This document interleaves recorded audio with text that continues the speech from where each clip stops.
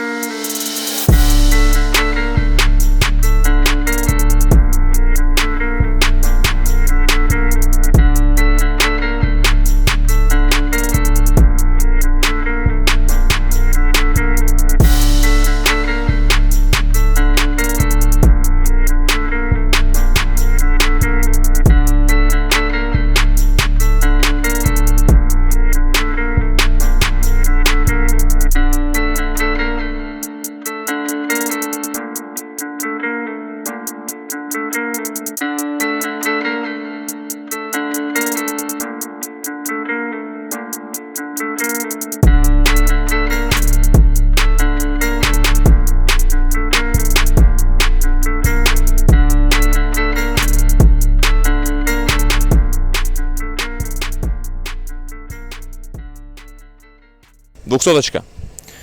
Первое поколение, не рестайл ничего. Единственное, что владелец, естественно, переделал автомобиль в рестайл, поставил фары передние, бампер, поставил губы, 20-е дисочки, все как полагается, 570-го Lexus сзади, от F-спорта пошире. Все такое в черном, очень много черного цвета. Это такой типа бандитский стиль, тонер в хлам, все как надо. Задняя оптика тоже тюнинг, естественно, губа и выхлоп ремусовский полностью. Не очень люблю такие автомобили сам по себе, вот именно большие джипы, внедорожники такие, типа у них очень большой потенциал на бездорожье, там межосевая блокировка, там у некоторых еще задняя блокировка стоит. И эти автомобили не используются по назначению, типа не ездит на них никто в какие-то бездорожные вылазки, а просто ездит на них по городу, типа комфортная машина, на раме, все такое. И синоним надежности, типа Land Cruiser, типа надежно, все такое, это понятно всем, все знают. И это как большое такое, типа, вложение денег. Ты купил его, например, за 1,5 миллиона, через 5 лет ты его можешь тоже опять продать за 1,5 миллиона. То есть он никогда не падает в цене. Это очень-очень редкий случай, чтобы крузер прям жестко падал в цене. Это и сотки, и, 80-ки, все, по-моему, крузеры одинаково стоят, как стоили там 5 лет назад, 7 лет назад, не суть важно. То есть это как вложение денег, типа, кто хочет влаживаться в машину, типа, если берешь европейца, типа, там, того же Гелика или какую-нибудь, европейскую машину, там запчасти, соответственно, дороже, обслуживание совсем по-другому, не такое надежное, все в некоторых местах обслуживание, все просто надежно и вот такое вот. Пошли посмотрим на мотор, о нем стоит поговорить. В общем, это старый добрый проверенный 2UZ, который, вот видите, он даже в пыли. На нем не стоит заморачиваться по поводу какой-то надежности. Единственная проблема там навесные. И навесное оборудование у всех как бы ломается временем. Это все-таки машина там 7-8 года, грубо говоря, да. И уже машине больше 10 лет, и навесное оборудование, в принципе, может выходить стоит. Но мотор сам по себе очень надежен. Здесь у нас прошиты мозги до Stage 2. Ориентировочно 380 лошадиных сил. Мы, естественно, потом проверим на дороге, как это все дело едет. А в остальном надежный УЗ-тик. Потом, естественно, в рестайле были уже УР мотор, которые не сильно хвалятся надежностью по сравнению с этим 2UZ.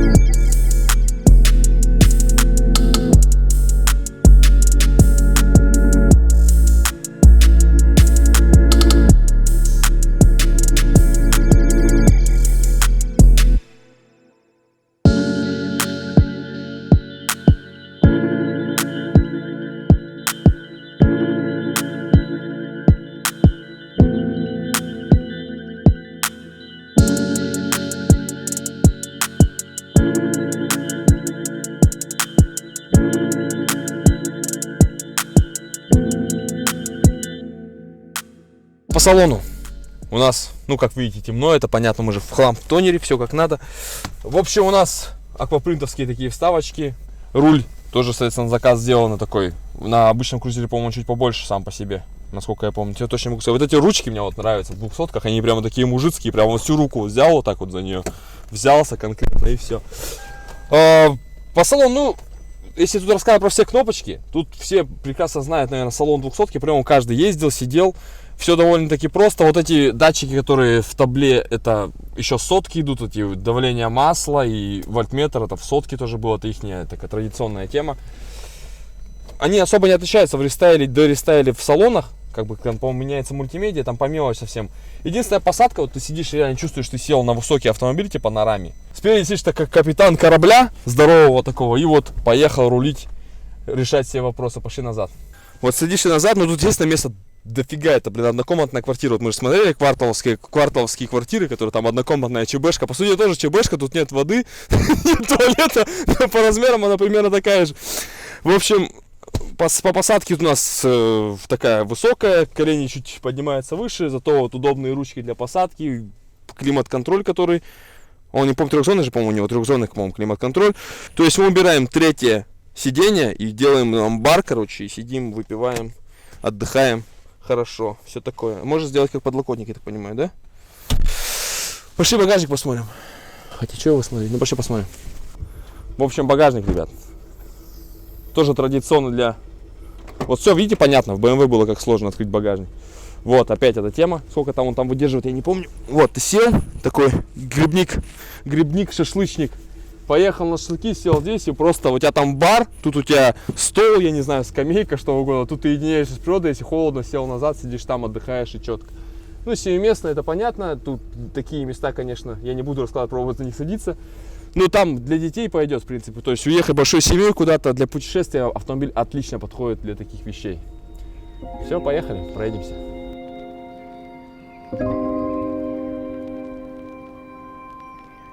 Sometimes there are things that get me down.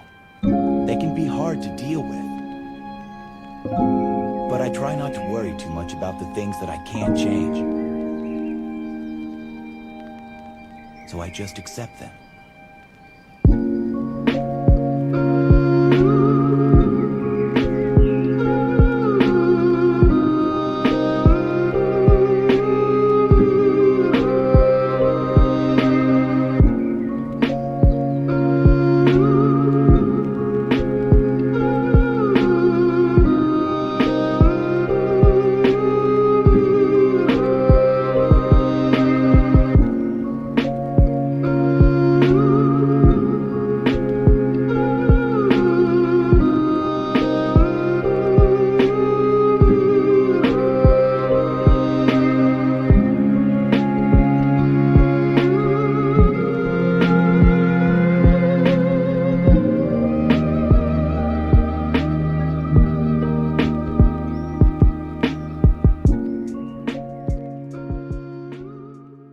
За рулем 200-ки на 20-х тапках, конечно, едет она намного вот уже поувереннее рулится. Уже не такой вот, если вот сядешь на стандартную 200-ку, сразу первым делом ты понимаешь, что у тебя просто очень все валкое.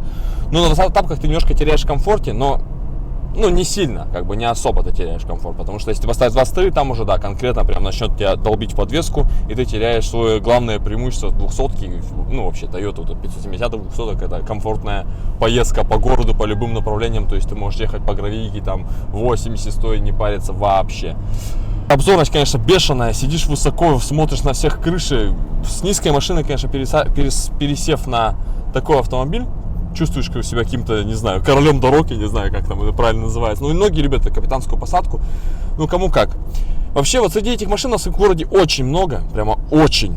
Их никто особо не замечает, потому что никто на них не обращает внимания. Не начинают, то есть тюнить такие машины, это очень популярная тема в нашем городе, потому что я очень много вижу 200-ок, 570-ок, которые начинают ставить там вот те же 20-е, 22-е тапки, там губы, всякие, обвесы, куча всяких вариаций, то есть, чтобы как-то выделиться с потока обычных, там, 200-ок, 570-х лексусов. По сути, у них все одинаковое. Единственное, у 570-го вот я ездил сам так лично, шумка чуть получше, ну и, может, по салону больше электрических вещей, например, тоже задний ряд, там, который нажимается, с кнопок разлаживается, слаживается.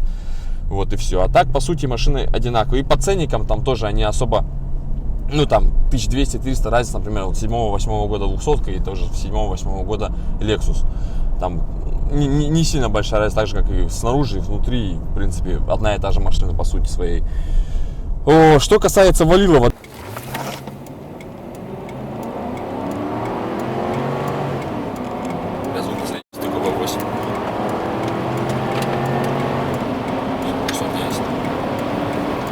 Да, тут 380 лошадей, набирает он скорость, ну, вы видели, с разгон до сотни, посмотрите, разгоняется уверенно, напористо, прям такой хороший разгон. И это непривычно на такой высокой машине, то есть это странно. Выхлоп такой приятный, не без всякого фанатизма, без всякого жесткого гула, такой очень приятненький звук, такой, слышно, что моторчик есть, он так гудит, приятно, и все. Все-таки не будем забывать, что 2 УЗ старенький, как мотор, у него там с завода 200, сколько там, 73 лошади, по-моему, да, это максимальная, которая могла быть, а тут 380, как бы, и мотор, в принципе, тянет эту мощность. Коробка, в принципе, хорошо работает, простой гидротрансформатор, который вообще самый-самый-самый простейший. Эти машины не используются по назначению, потому что, ну, многим жалко эти автомобили, тупо засаживать их в какие-то говны, грязи. Единственное, там может поехать куда-нибудь тоже в путешествие спокойно, с уверенностью, то, что машина доедет, тебя спокойно довезет, в отличие там, от того же, как я уже в X5 BMW говорил, что ты садишься в нее, и ощущение, что она сейчас развалится. Здесь такого ощущения точно нет, ты спокойно знаешь, что ты сел, поехал там куда-нибудь 150 километров от города, даже по плохим дорогам, ты знаешь, что ты приедешь туда и обратно спокойно. Единственное, надо, ну, без фанатизма следить за мотором, конечно, не надо там прямо, не заглядывая там что-то либо делать, а все, чтобы было четенько. А внешне, ну вот мне лично сотка, например, больше симпатизирует, потому что она более такая, как-то, ну, симметричная, что ли, такая квадратная осталась, брутальная автомобиль. 200-ка, она какая-то, типа, амалогированный дед, короче. Ну вот для меня такое личное мнение, когда вот дедуля там лет 50 берет, делает себе пластическую операцию на губы, например. И вот тут тоже самое, то есть получается сотку просто немножко раздули, она, кажется, стала казаться больше, на самом деле они там по размерам, по-моему, не сильно отличаются друг от друга, там 200-ка от сотки. Вот и все. Но это уже как бы у каждого свой вкус, цвет и прочая тема. Мне как-то больше симпатизирует 470 и сотки. И их, кстати, тоже никто не засаживает в какие-то говны грязи, потому что они стоят дорого. Они реально не падают в цене, это очень такое вложение денег, которое, блин, ты купил и спокойно потом, самое главное, спокойно продашь, потому что эти машины ценятся. Их спокойно купил, продал беспроблемно. Нет такой темы, что можешь продавать их годами. Ну, естественно, если ты, конечно, ценник там не заломишь, прям конский какой-нибудь за него, и все. А так вот в городе едешь, ну, уважение на дороге может какое-то есть, там, вот это Валилово. И особо никто не замечает, если ты не в тюнинге, вот я как еще раз говорю, если ты тюнинг такой крузак едет, на него все равно кто-нибудь обратит внимание, по-любому. А если ты едешь на стандартном 200-ке, на тебя вообще никто не посмотрит. Ты просто серая мышь, которая сливается всеми, как все. Вот приехать, если вот сегодня суббота, если приехать в рабочий день, какую-нибудь парковку, какой-нибудь бизнес-центр, ты просто приедешь, офигеешь от того количества, сколько их там вообще существует, этих 200-х и 570-х Лексусов. Ну, по зажиганию это такой машине можно, на самом деле, потому что у нее за счет того, что 20-й тапки, она более-менее начинает рулиться, и моторчик, который немножко раскачан, он такой прямо уверенный. Тормоза, кстати говоря, у 570-го Lexus, они чуть получше, чем от стандартной 200-ки, за счет этого может еще и тормозиться. А так, большая проблема этих машин, это тормоза, это самая главная их проблема. Но решается это все, на самом деле. Есть одно решение, которое типа ставят от бронированных крузаков, такие существуют, полностью кит тормозов, ну там стоимость, короче, от 100 до 200 тысяч, по-моему, что ли, стоит, ну то есть в зависимости, там тоже от модификации, там разные модификации есть, и все, и ты как бы вообще забываешь про проблему тормозов. А так каких-то особых проблем, каких-то, ну, нареканий по электрике нету, потому что это Toyota, по двигателю нету, по коробке нет, есть там навесной, но это со временем, как бы года все равно берут свое, ты понимаешь, что машине больше там 10 лет.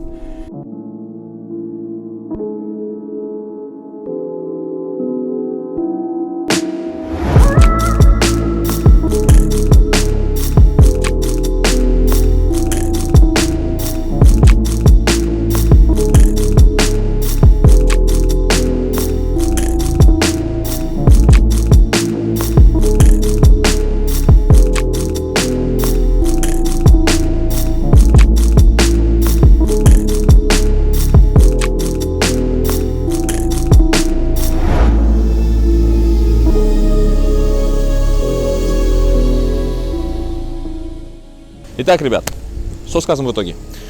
Автомобиль для людей, которые умеют считать свои деньги, которые ценят время на обслуживание, вообще ценят надежность и все такое, и истинные фанаты марки. То есть у кого была сотка, у кого была 80-ка, у них у всех сейчас по-любому 200-ка, ну или 570. То есть это очень такие фанаты своей марки, своих таких моделей, которые до конца идут с этим.